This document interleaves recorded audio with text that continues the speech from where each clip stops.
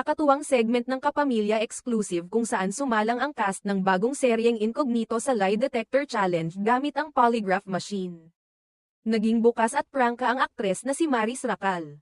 Sa naturang segment, tinanong siya ng co-star niyang si Ian Veneracion, na gumaganap bilang contractor sa serye ng mga personal at minsang sensitibong tanong. Unang tanong pa lamang ni Ian ay agad na naging kontrobersyal. Madalas ka bang magsinungaling? Sa una, nagbigay si Maris ng medyo palusot na sagot, kung kailangan, last minute.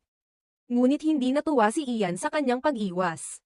Kaya't inulit niya ang tanong sa mas diretsong paraan, yes or no. Sa puntong iyon, napilitang umamin si Maris at nagsabing, sige.